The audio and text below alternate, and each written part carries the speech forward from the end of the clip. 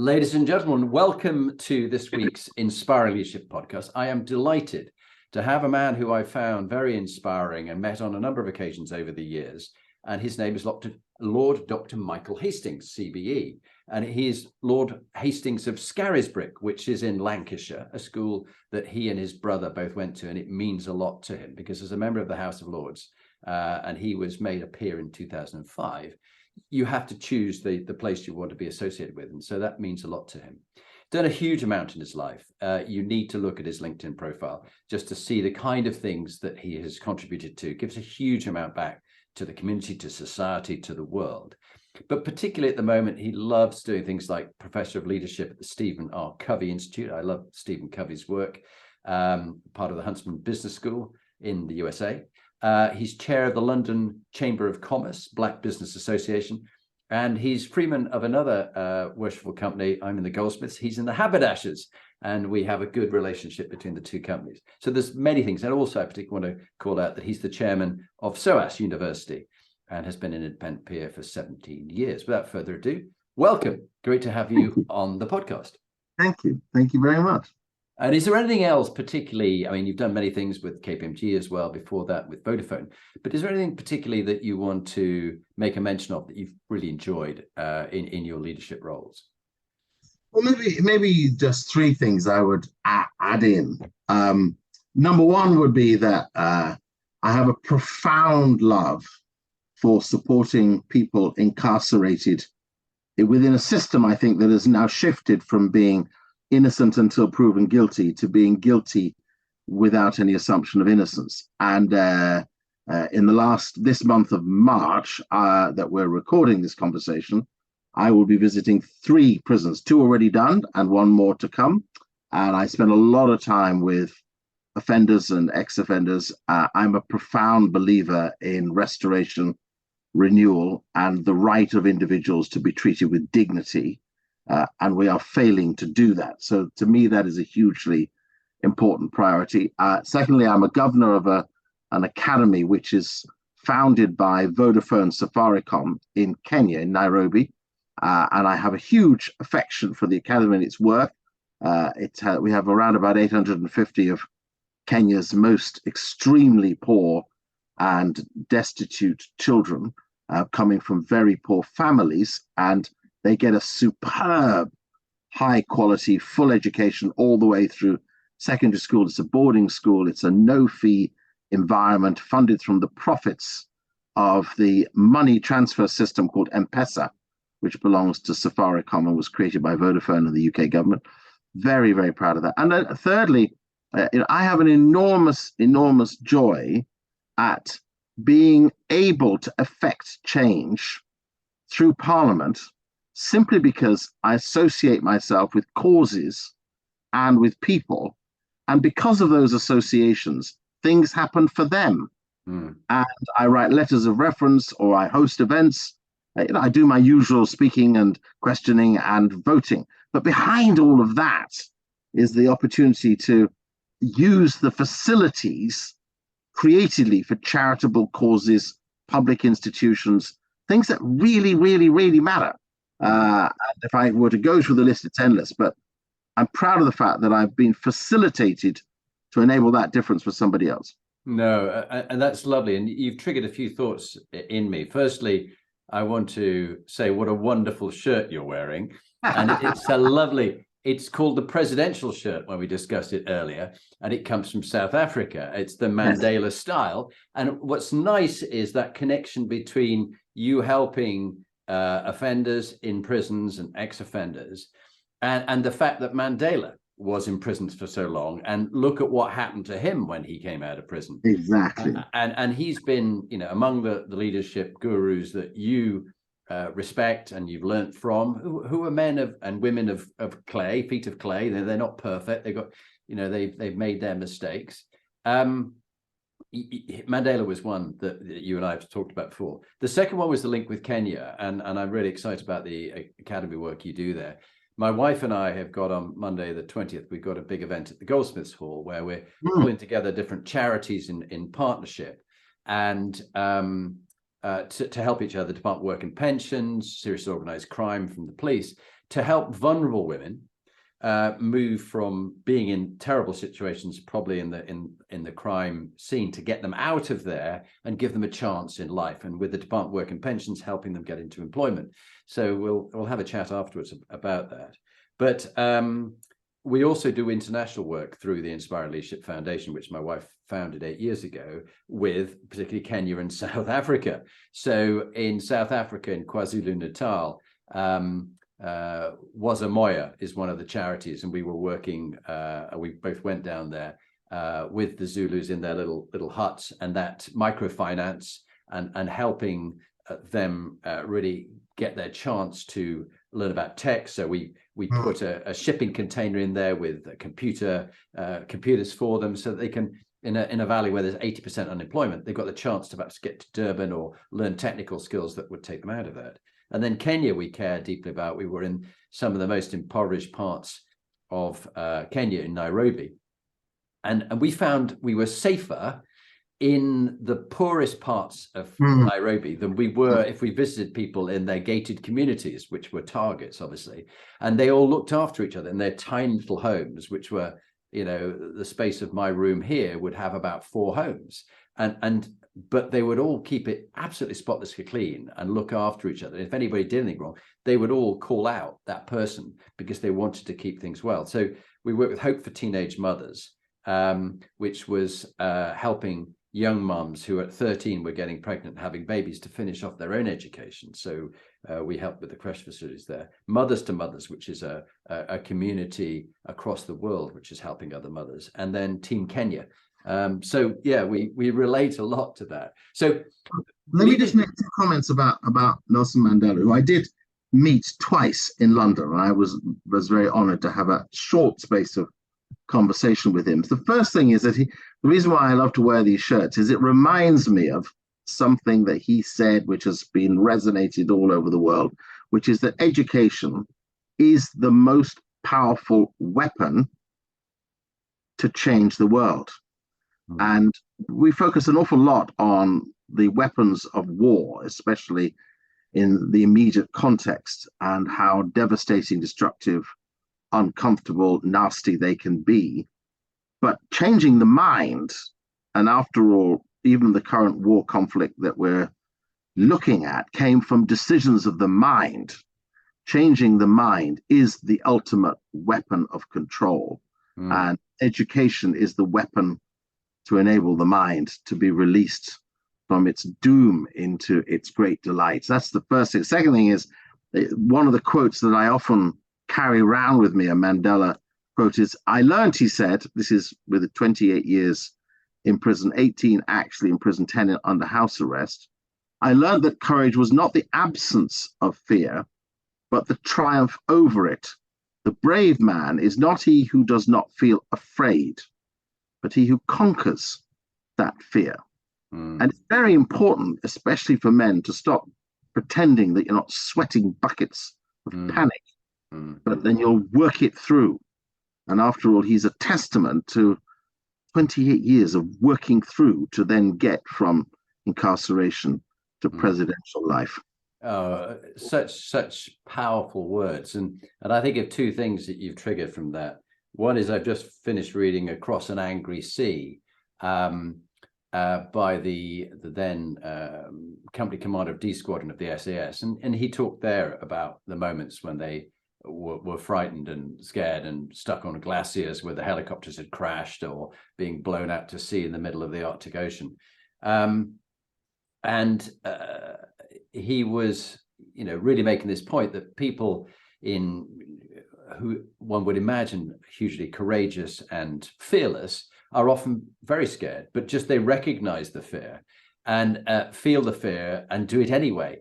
One of the practices I've got myself to do, which you may smile at, is we have a hot tub in the garden, which is a real luxury. And I've just bought a cold plunge, an ice cold plunge. It's called a cold pod. And so I go from 10 minutes in the hot tub, and I have to steel my courage to each time to go in for, I began with 1 minute and then 2 minutes. And then last night I did 3 minutes into this ice cold plunge, and sit there and do the breathing in the Wim Hof way to do it, but your natural instinct is to avoid it. It's going to be unpleasant, and a bit like many of the right things that we should do in society and that politicians should be doing at the moment, that they scare from it, and it's not nice, but actually it's the right thing to do. And of course, the benefits that come from hot cold treatment is very good for your immune system and your circulation, many things. But it's a little daily practice of courage. Yeah.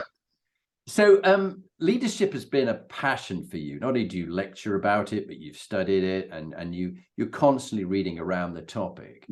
I said to you before we started, I'd love you to mention a couple of inspiring leaders and what qualities you feel that they show that make them inspiring leaders. Would you just mention the two that you think you want to call out? Well, I have a great affection for Muhammad Yunus, and everybody who knows anything of Muhammad Yunus will know that this was a professor of economics in Bangladesh who decided, I think this is pushing back realistically into the early 1980s, that in observing people's cash poverty and knowing that it was severe, he should create a mechanism that allowed people to put cash together and essentially have an investment bank. And the Grameen Bank was created off the back of his observation, in particular, that women were incredibly good at holding money together, using money collectively, and then recovering the money in repayments. And it cannot be said for men that they are as equally good, but the women were definitely good. And he created the Grameen Bank, which now has spread across the world, even into the developed world. The Grameen Bank output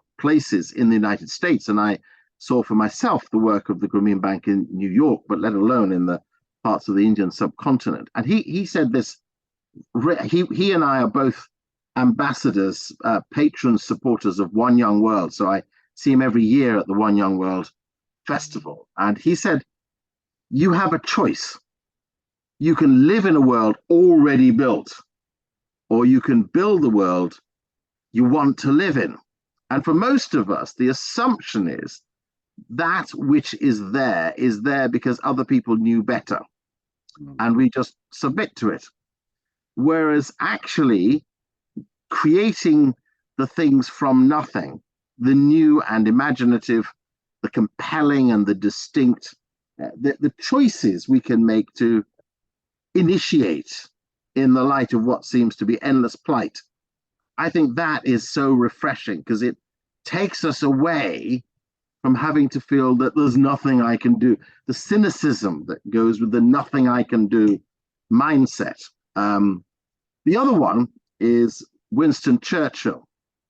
And a lot of people have a lot to say about Winston Churchill these days. And I say to them, stop faffing about things you're sweating over. Just focus on the good things he achieved and for which we are eternally grateful. But this particular statement to me is very important. He said, we make a living by what we get. That's our work. But we make a life by what we give. We make a living by what we get. We make a life by what we give. And our lives are not defined by our work. Our work is the boundary that allows our life to take its own course, and the giving of things that come from work. Yeah, that's beautifully put. And we'll call on those again, because I think there's a link nicely to the two people you mentioned to me as inspiring, particularly inspiring leaders around, who you know, Paul Pullman and Kate Robertson, again, the link with One Young World. Paul having been the boss of Unilever for so many years and still making a huge difference as the chairman of Said Business School. But what about those two do you find were the qualities that you say that those are inspiring leaders? What would you call them out for? For Paul and for Kate? Yeah. Call out Paul because I saw him take on a macro global business, increase its revenue and profitability over the 10 years of his executive leadership. Not many CEOs do 10 years. He did 10 years and made his own choice to retire. So I saw him massively boost. I think it was something like 212% of growth in profitability under his tenureship, at the same time as defining the business by its purpose. And its purpose was publicly stated to be to improve the quality of lives of 1 billion people on the planet. And that's not just using Unilever products to wash and clean and butter, but it is to use the impact of the business in products and supplies, in agriculture and in production, and the way it employs and treats its people to improve the quality of lives of 1 billion people. Now, for a CEO to set that as the benchmark of his purpose, his success, was so different to saying, I'm going to make the market really deliver more for our shareholders and our investors, of which he did. So that's my, really setting out purpose at the core. Kate Robertson, a wonderful South African woman, a great friend, went from marketing at a well-known major international marketing firm to, alongside another friend, David, pioneering One Young World. And here we are now, I think we're in year 13 of One Young World, 13 or 14. And this year, 2023, we will be in Belfast in recognition of 25 years of the Good Friday Agreement. And we've been literally all over the world with One Young World, gathered up a cohort of many, many tens of thousands of effectively brilliant young men and women who are in their 20s to 30s, all of whom now have a sense about how you make transformation and effective delivery happen, as compared to just being passionate. Students are, I'm chairman of a university and former chancellor of another university, and students are full of go get it, go get it, go get it. And then the minute they get out into the working world, they kind of, oh, I've lost it. And by the time they get into middle age, they've done. And the rest of life is just a slide down. And what we've tried to do, and what Kate, as the CEO of One Young World, has done so effectively, is to create this mechanism that allows both tutoring online, but also engagement at the conferences every year that keep this cohort of 2,000 plus going with energy, insight, dedication, motivation. It's fantastic. Well, I look forward to getting to meet both of those in person as your recommended guests on this show. And thank you for calling those out. Now, today is about your life experiences, the mistakes you've made, the things you've learned. And I'm fascinated by what shaped you, early childhood. I mean, this drive that you've got, people normally sort of slow down to a slow death. You're accelerating through life. And it is very inspiring for people like myself and others around whatever age and the things that you get involved in. What shaped you? Who shaped you? Perhaps if you take just 5-10 minutes to tell us a bit about your life and the events that have shaped you and the values that you hold because of those things that happened to you. Well, I never got to meet my grandparents, who were birthed my father in Angola, in Luanda, capital of Angola. They were medical missionaries, as I understand it. I have pictures. So they built a clinic and then a school and then a church. Their personal faith was immensely strong and was a guide point for my grandfather, especially, who was a medical practitioner, to go to a country really in the 1800s and late 1800s, and to be part of providing direct medical and care assistance and building up a community that was going to shape the country to the future. Now, of course, Angola is a hugely profitable petrochemicals country. But I'm so proud of that heritage of faith, dedication, discipline, professionalism. My father, of course, met my mother in Jamaica. So my father, born in Angola, educated in the UK, in Somerset first, and then in Edinburgh University, became a doctor, and then specialized as a dentist and a dental surgeon. Went to Jamaica, met my mother, who had a Panamanian father and a mother of a Ghanaian heritage. And they then became my mum and dad, as it were. But I was born in England. But what I observed of my mother and father was a very powerful dedication that taught me perpetual lessons. I mean, I'll just give you just two. So I remember bursting into my mother's bedroom, parents' bedroom, and there was my mother putting her clothes on, and she was putting her brassiere on. And I noticed that it was very frayed. I was probably about 10 years old. And I made a comment. I said, Mum, that wire that's sticking out there, that's going to jab you, and that'll hurt. And I said, why don't you just buy a new one? And my mother looked at me and she said, no, Michael, your father and I have decided to set aside every spare penny we have for yours and your brother's education. So no, I'll put up with it, I'll make do with it, and I won't buy a new one. Wow. That was really impressive to me and impacted me enormously. And then I remember too, when after the Jamaican economy around about 1970 to 1972 had really gone pear-shaped because of bad political decision-making, and the supermarkets were dried out, and people were really at a loss as to where this country, which was once so great, was going. And we received, most of our relatives had disappeared abroad. People who had money had left. My father said, no, we're going to stay. We stayed. And I remember a big box arriving, and we picked it up from the post office. It was a box that contained things you couldn't get in the shop. So the three things that were in the big box, which had come from relatives in Canada, were soap bars, onions, and apples. Wow. That's a very strange combination. And I imagine the apples probably didn't taste that nice after being close to onions and soap, but never mind. And when we went home, my mother opened the box and proceeded to take out one soap, one onion, one apple, one soap, one onion, one apple, one soap, one onion, one apple. And she was putting them all over the place and putting little bags around them. And I said, what are you doing that for?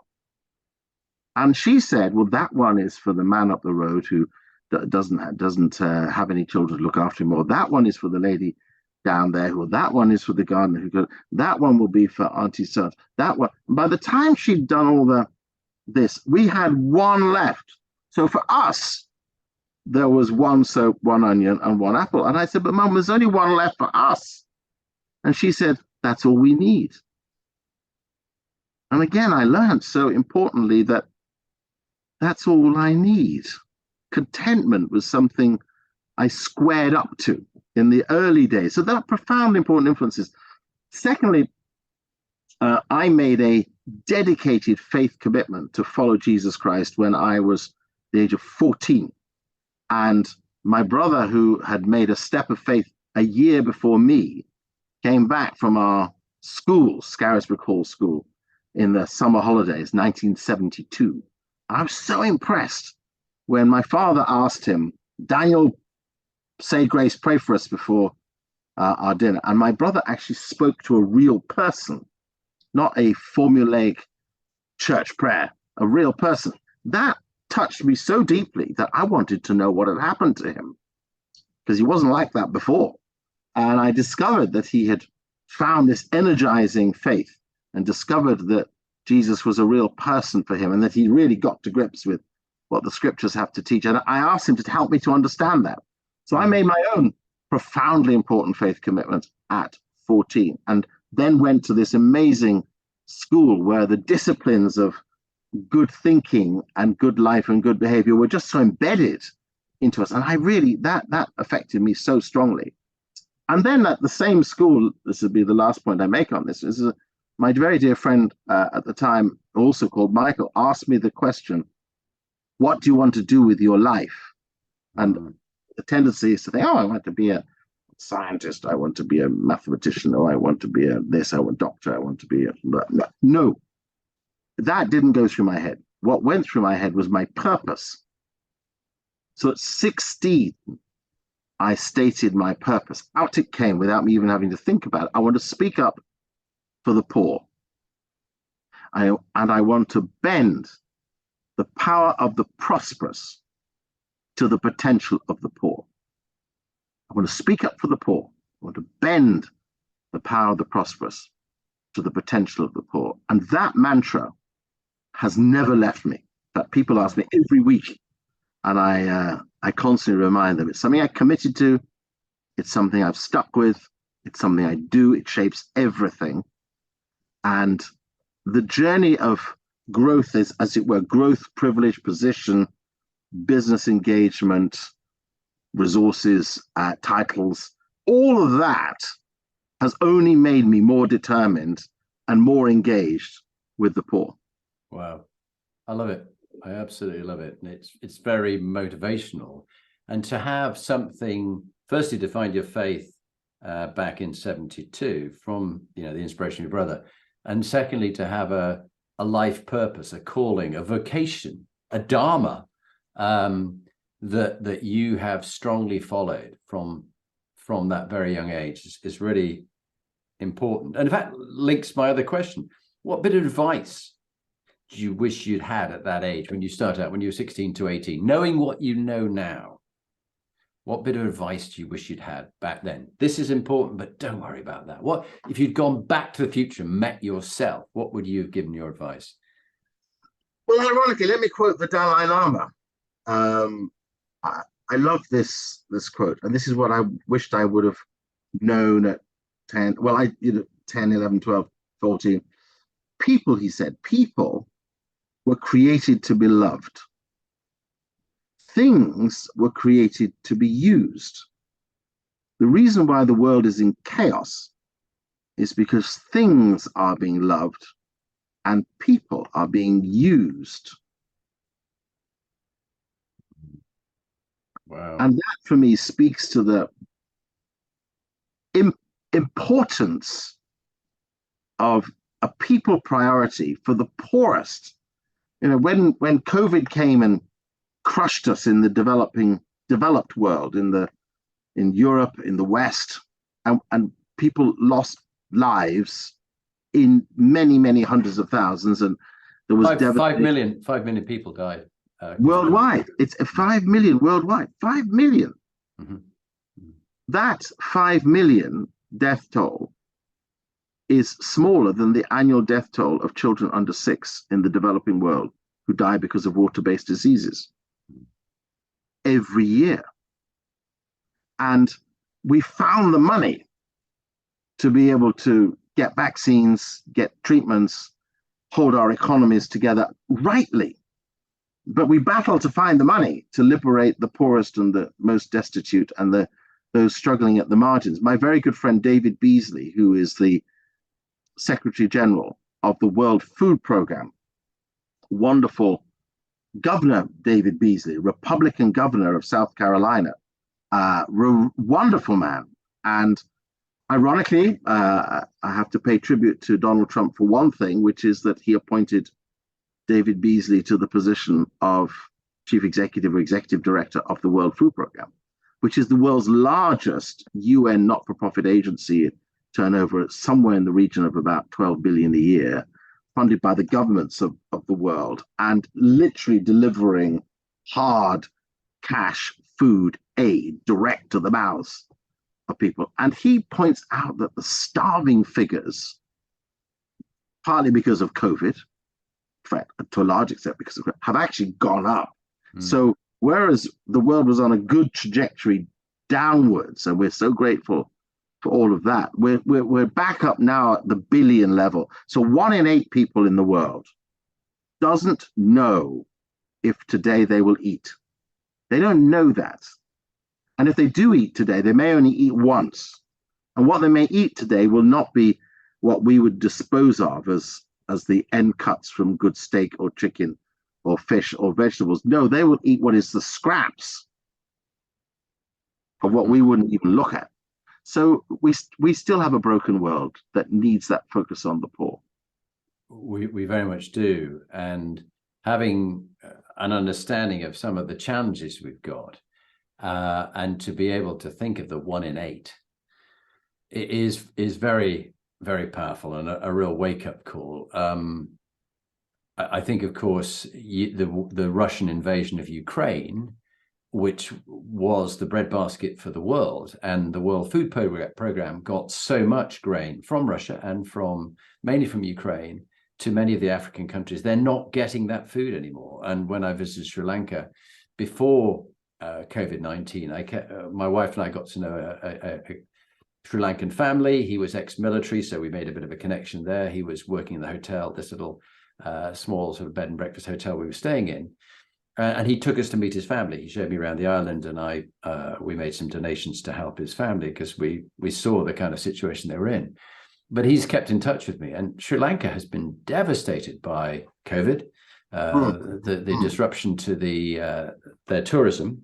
They relied heavily on China to help them build roads and things like that. But there was so much corruption that the politicians got very rich on the Chinese connection. But basically, China's now going, well, we want our money.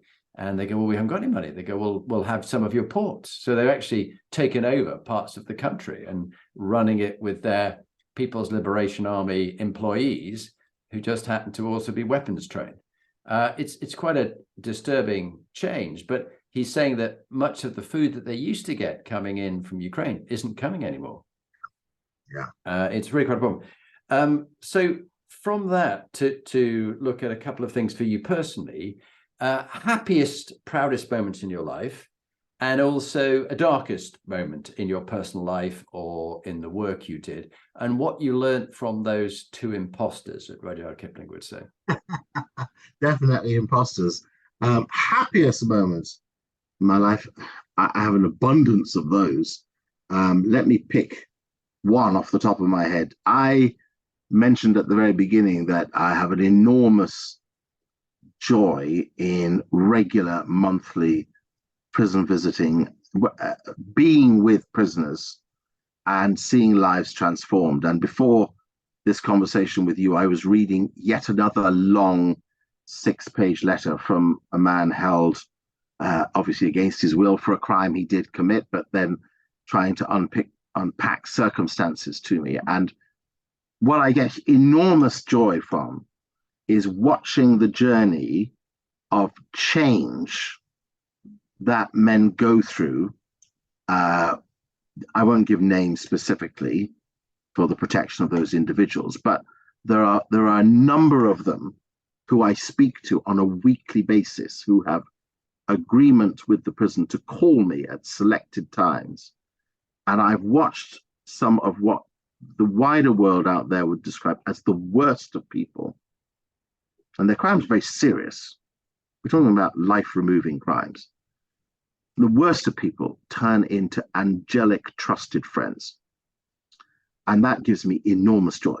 And I relate to many of their mothers who are happy that they have someone who is a close mentor to them. We visit with them.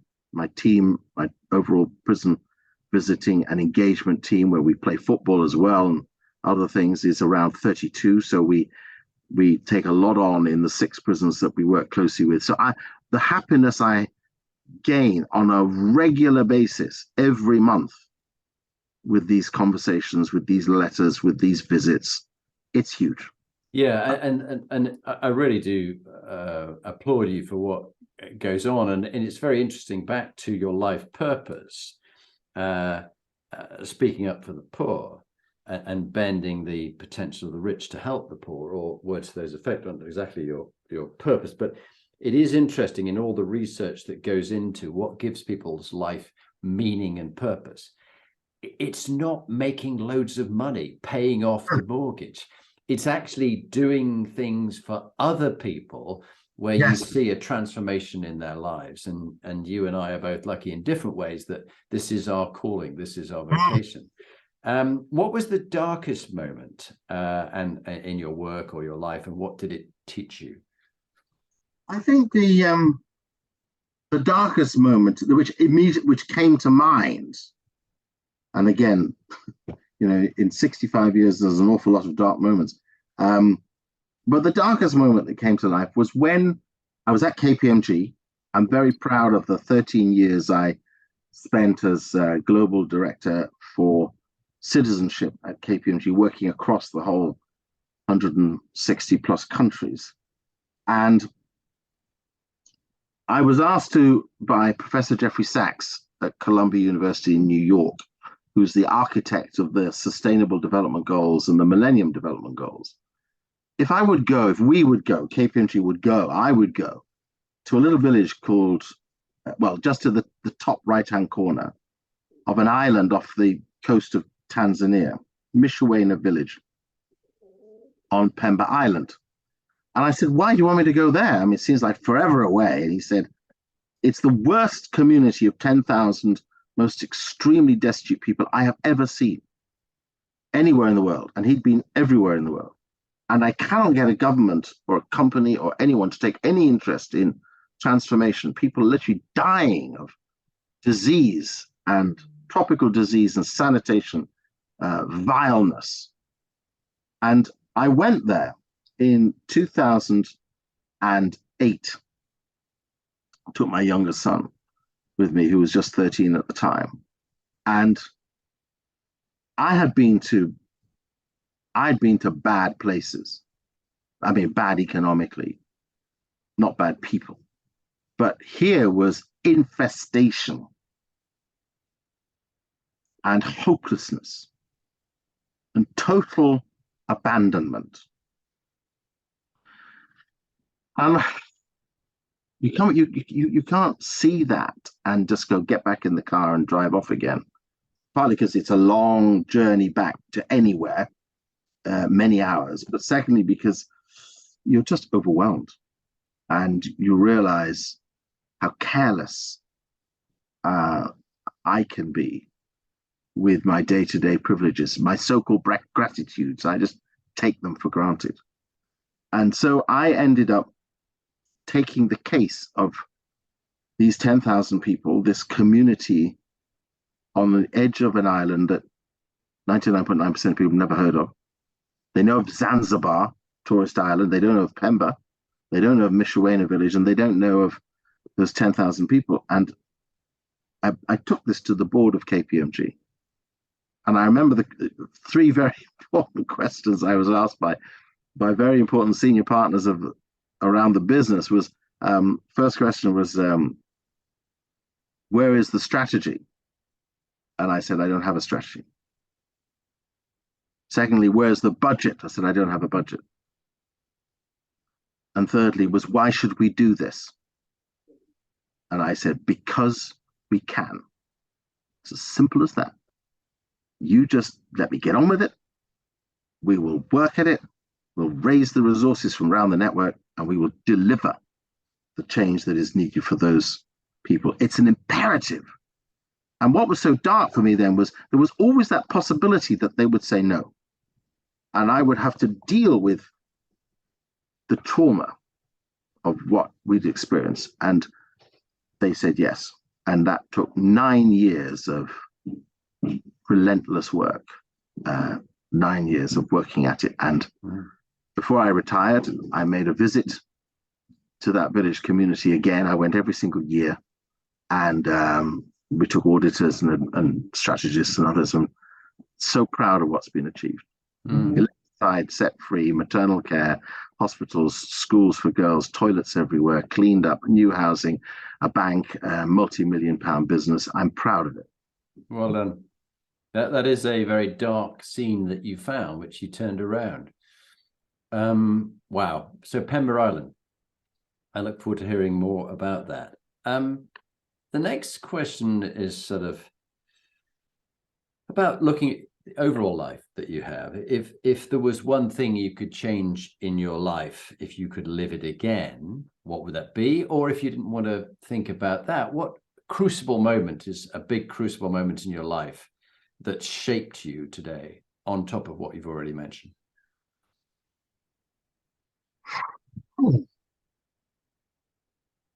Well, so the moment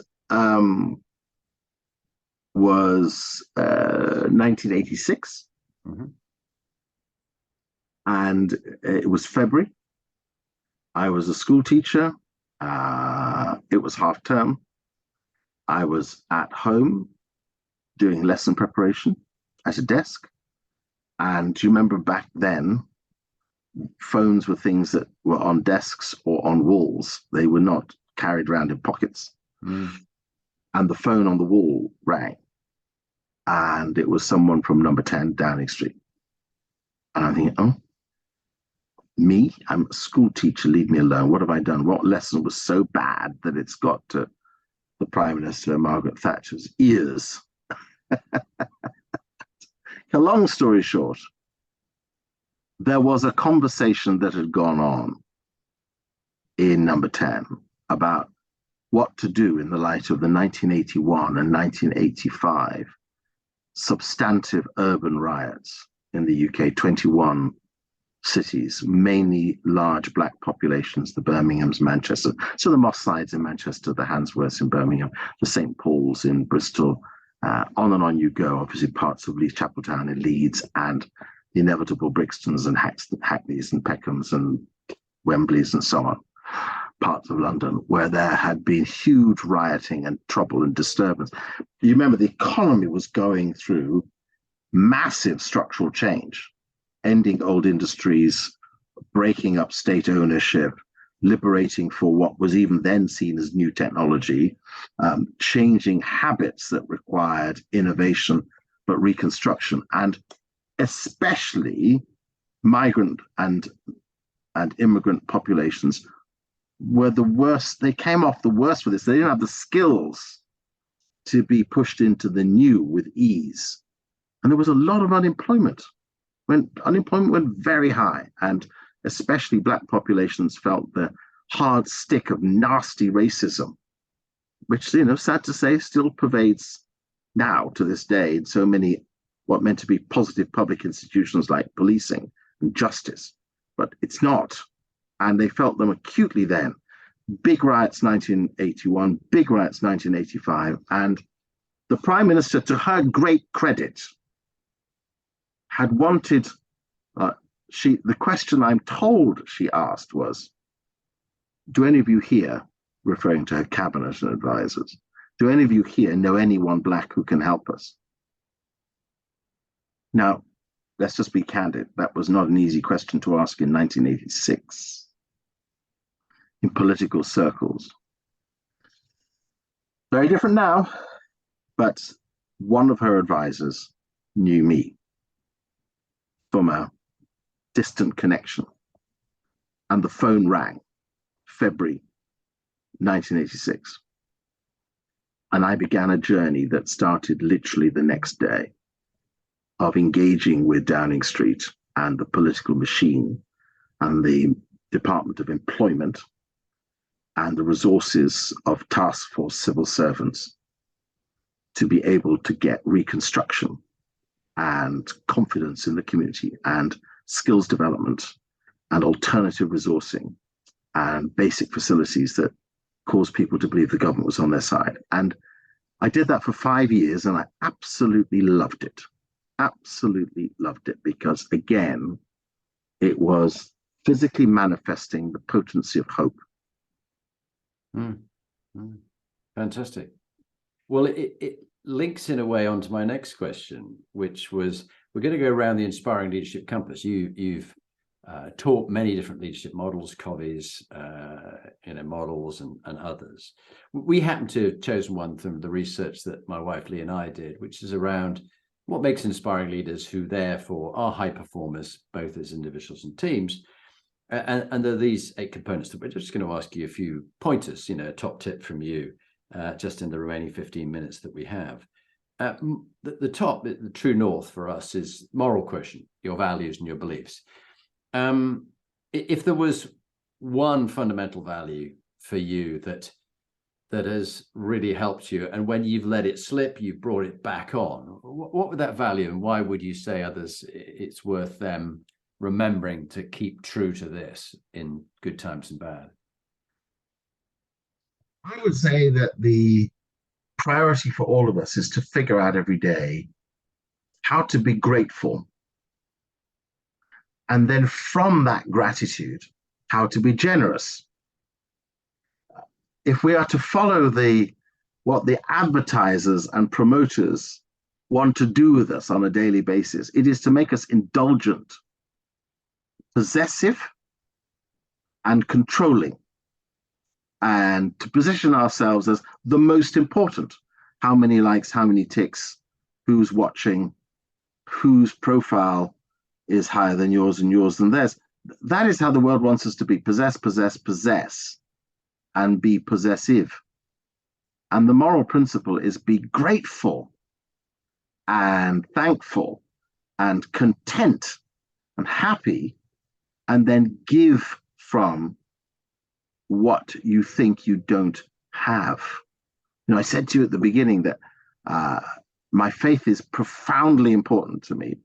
The following of Jesus. I'm not religious. I hate that sense of institutional control. But to follow him means to learn of him on a daily basis. And that's a choice I've made since the age of 14 that I do to this day. And Jesus commended the woman who came into the temple to give, who gave just 2 pennies, because that's everything she had. Whereas others who gave out of their abundance. Now, of course, you want to encourage everyone to give, but someone who gives everything has really given more. So that principle of gratitude and generosity, that to me is the moral principle I have to hold on to on a daily basis.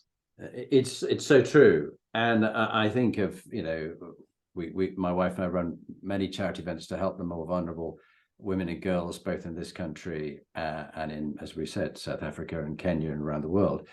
And I often find the very rich that I know are very mean in that they won't give, they don't want to contribute, they don't want to be part of it, they want to come to a dinner or anything like that. And yet the people who have so little give so much. And I think back to my time in Nepal. I was in my service in the British Army, did some trekking in East Nepal, Pokhara and around and beyond there.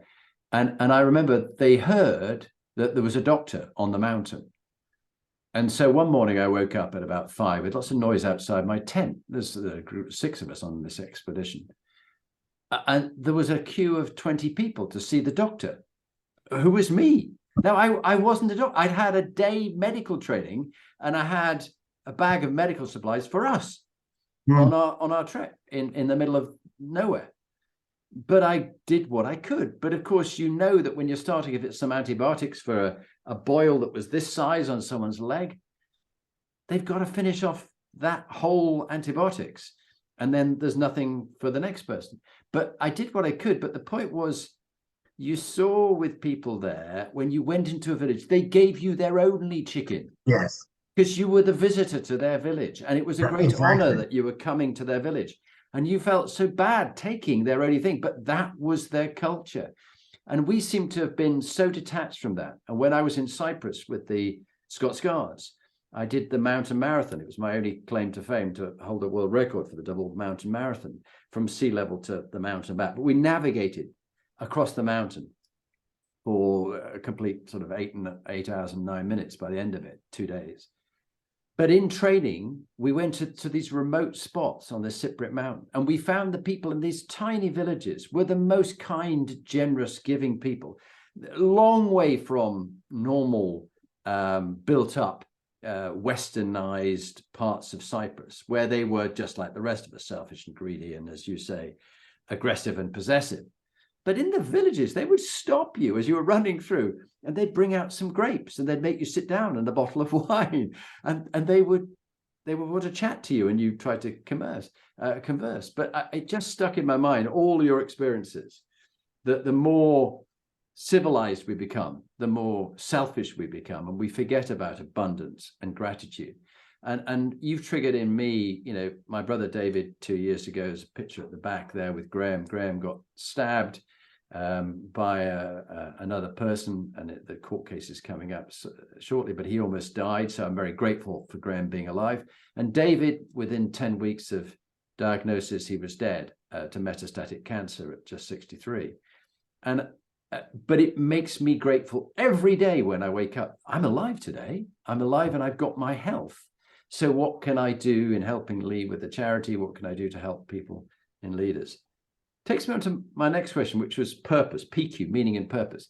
You've made it very clear about your own sense of meaning and purpose, but what's your tip to others about the importance of living your life on purpose rather than off purpose? What would you give as a tip? Well, as I've been doing in this conversation, let me pick another quote because I find them so useful. And this is John F. Kennedy, who, of course, was a great architect of the future, but assassinated within just a short space of his presidential life. Remembering it was John F. Kennedy who said, "We're going to put a man on the moon," in 1962, and he had no idea how that was going to happen. Admitted in 1963, he didn't have a clue how that was going to happen, and it didn't happen until 1969. And here we are again in the 2000s and 20s talking about putting a man on the moon again. How ironic. Now, John F. Kennedy said this: "The problems of the world cannot possibly be solved by the skeptics or the cynics whose horizons are limited by obvious realities. We need people who dream of things that never were." And I think one of the worst, most corrosive, invasive disease conditions of the mind, let alone what it does to the body, is cynicism. When we're cynical, we sneer at somebody who's a change maker or somebody who says we can do it differently. And the cynic sits there believing that other people are to blame. And it's all about structures of systems and governments, local authorities and the company and whoever else. Cynicism is a terrible disease. It completely wipes out our willingness to step into anything complex. So I am an invader and eraser of cynicism wherever I see it. But you know, one of the, and I have to say this, Jonathan, and I'm sure you come across it too, I am increasingly horrified, frustrated, appalled by adults of my own age, but even, you know, mid-30s even, who are so ignorant of world, national, and community realities. They're so detached. They don't read anything. They don't think about anything. They just TikTok swipe and let other people do the work. Yeah, no, it's so very true. So very true. Next question: health quotient, mental, brain health, and physical health. You know, you mentioned you're 65. I'm 61. What tip would you give to others that helps you look after your physical and your mental health? Because like me, you will have had your challenges on both. But is there a couple of practices that you'd recommend that have worked for you? As another person who you do remind me of is oh God, his book was called "It Worked for Me." Colin Powell. Yes. And yes. Colin Powell said, you know, this is the whole point. It worked for me. It may not work for you, but look, this worked for me. So what's worked for you on the mental health and on physical health? Well, definitely on the mental health, but it also is optimism. Optimism is a tonic for beginning, you know, like gratitude. We've talked about so many things we must be perpetually daily grateful for. At the same time, I need to be optimistic that what I see as out of control can come back into order. What I see as despairing and despise can become delightful and definitive. I've got to be optimistic. I've got to believe that better is possible. And now at the moment where we are literally right now, people are very sneery about the economy and very sneery about their own financial prospects.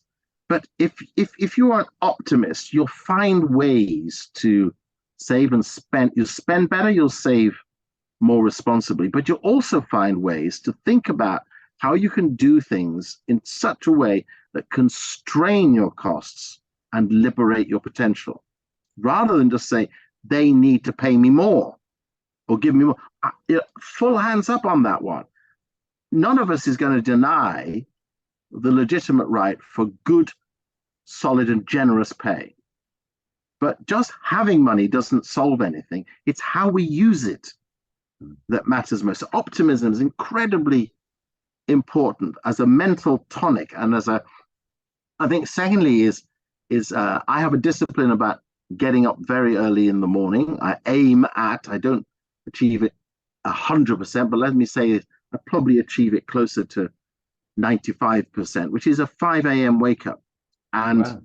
The reason I do that is because it gives me this essential period of time, by the time I've come downstairs, made coffee or rest, essential period of time, which is my time.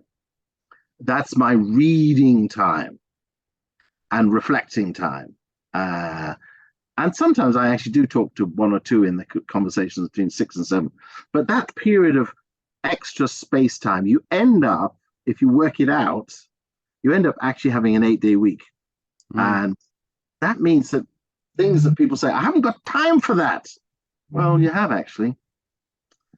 That's really helpful. And that's fascinating. And how much sleep do you get? Because sleep is a very important thing. How many hours? 7 to 8. That's very good. Just go to bed earlier. Yeah. No. When the sun goes down, go to bed. I think yes, it's a very, very good idea. Okay. Quick fire questions in the time we have remaining. A top tip on people developing their emotional intelligence, something that's helped you greatly throughout your career. But what's a top tip you'd give people? Work on this to improve your emotional and social intelligence. Well, actually, I had to do that with someone very recently who is I love him dearly, a brilliant first-class graduate from Cambridge University in politics and economics. I mean, brilliant guy, phenomenal mind, and able to innovate constantly. But I realized emotionally quite empty. And I said to him, I said, if you really want to develop emotional intelligence, you need to find someone whose circumstances are so radically opposite to yours, someone utterly broken, somebody utterly in need, someone feeling the weight and shame and the pressure of their poor existence, and spend time listening to them and figure out how you help them. And literally within 24 hours of saying this to this phenomenally good, great graduate from Cambridge University, he emerged out of a building at Cambridge, and there was a destitute, homeless man, smelling and being just in a terrible state, who called out to him. Now, normally he would just go by and get on with his thing, but this time he turned and sat down and heard the man through, as a result of which he's created a foundation that is supporting education initiatives in Nigeria, and he's built 2 schools. And this guy has gone through a transformation. So all of us become empathetic, socially empathetic, when we hear and heed the voices of those who are radically opposite to us. That's brilliant. And we were talking, you and I was giving a call out to his book, How to Listen by Oscar Trimboli from Australia, that 83% of our time during the day is spent listening, but we don't really listen to people because of the speed of 125 words a minute people are speaking, 400 words a minute we're listening, and 900 words a minute that we are thinking, and that as we're speaking, we're not properly listening, and as we're listening, we're not properly listening. We think we're good, but we're not. The next one is, again, a quickfire question: collaborative, cultural, and cognitive intelligence, CQ. What's your top tip for understanding people who are very different from you? Well, what I've learned the habit of doing is go and eat with them. And in businesses, it's a wonderful thing to do. For the boss at the top to the worker at the bottom. I'm proud of the fact that I was very closely associated with the reverse mentoring program that began in the City of London at KPMG and then spread to the rest of the city. It's now habitual. We do it in prisons, where we get officers to have to be silent and listen to prisoners. No orders given. You just shut up and listen. And that time that we take with people who are not like us, opposite to us, different role, different status, and you eat together, and which is what Eastern cultures and Southern cultures have always done. But in the West, our agendas are so busy that we're rushing from one thing to the next. So Yeah. eat with those who don't look like you. Yeah, very good. I love that. And Back to the Floor was the series about getting people That's to the go same back principle. but reverse mentoring. I'm a great fan of that. I think it's fabulous.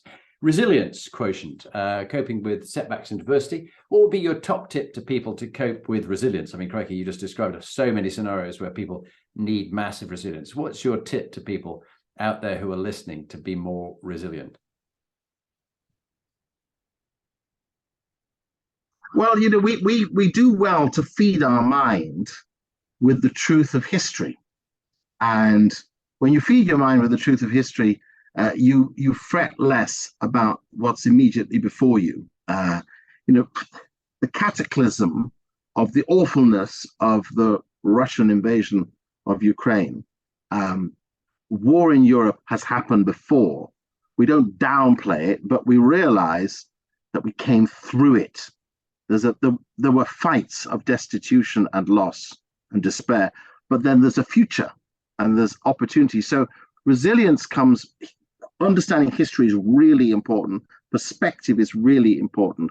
And having we've got to have a positive, I've got to say this very carefully and very slowly.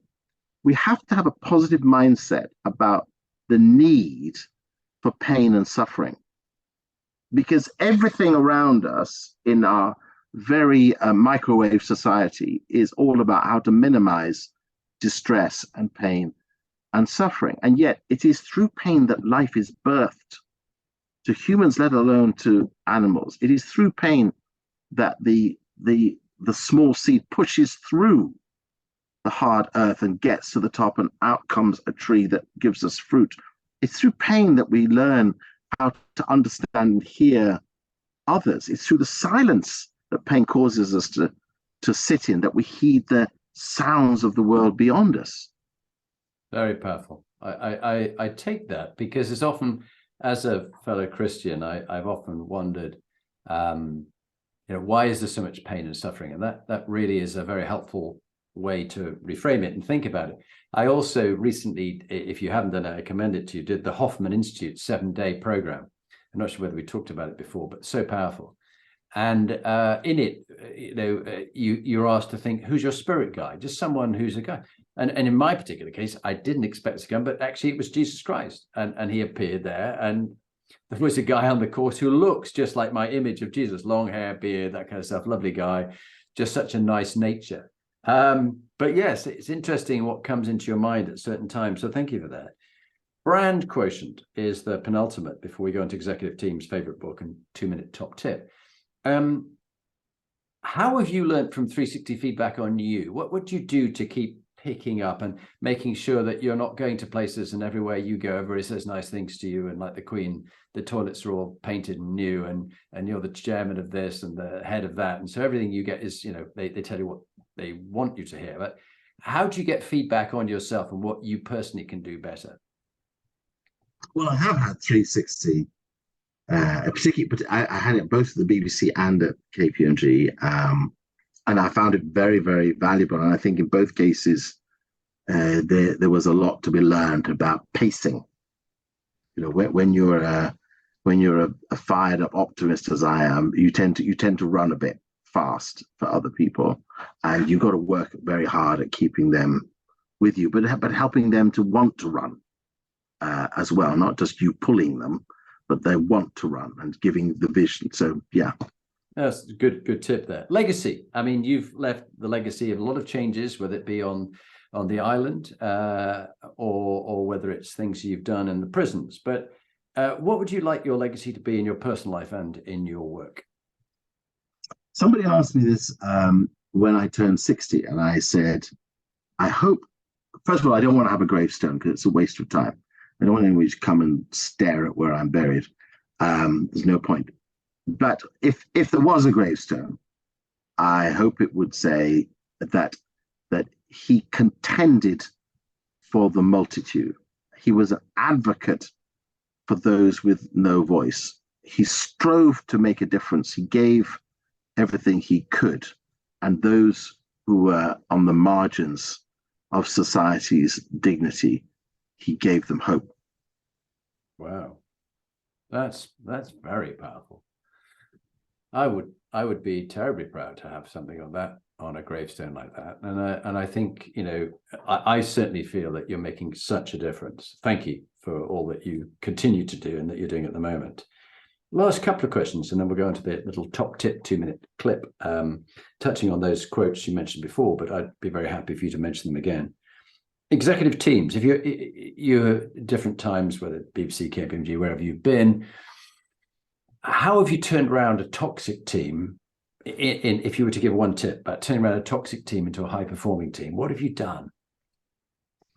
Oh, well, that is a tough one, because teams are always within the environment of the context of the wider business, and toxic teams, as it were, can spread their negativity. Now, I'm grateful that in both the BBC and KPMG and all the other charities and foundations and organizations I'm associated with, I don't really have toxic teams, and I haven't really had toxic teams. But what I am very aware of are environments where people's heads are down, their spirits are bowed, they're getting through their day rather than getting ahead to their future. And that causes a sort of, you know, we've talked about the cynicism dimension, causes people just to sort of lock up rather than light up. And the way to do it is you got to get out, you got to go see. It's only when we encounter the things we're trying to change or lead on that we become alight with the possibility that they can change. That's really good. Now, you read so much, as you mentioned, up at 5, and it's your time to read. My version is listening, because I'm neurodiverse, and so dyslexia is a major dyscalculia, is a major challenge for me. So I listen to audiobooks, probably about 252 in the last 3 years. I'm like you, constantly learning. If there was a book that you were to pick on leadership, and you've read so many, that you really particularly like, which one would it be, and what's the main thing that people will get from that by reading it? Well, so this week I was teaching again Stephen Covey's 7 Habits of Highly Effective People. Everybody knows that book. It's sold nearly 60 million copies worldwide, and the most read used leadership management tool in the world. But here's the book they haven't, and you can see my tabs are all over it. Yeah, the 8th habit. Yeah, the 8th habit. Now, this is really important, and Stephen Covey did finish this before he died in 2012. And the 8th habit is from effectiveness. So 7 habits to get you to effectiveness, from effectiveness to greatness. And I won't spoil the book, but let me say this. Greatness, as Covey defines it, is when, as a result of everything, you have found your voice and you've raised your voice. And let me underline it by this quote from Albert Einstein, the great scientific thinker. The world, he said, will not be destroyed by those who do evil, but by those who watch them without saying or doing anything. So true. So we have to find our voice. So true. Join our voice. Yeah, fantastic. Thank you very much. We're into now the final clip. Would you just briefly introduce yourself and then share your top leadership tips that you mentioned earlier, but I'd like you to mention them again, the 2 that you, from Muhammad Yunus and Churchill, that you particularly liked about leadership. Over to you.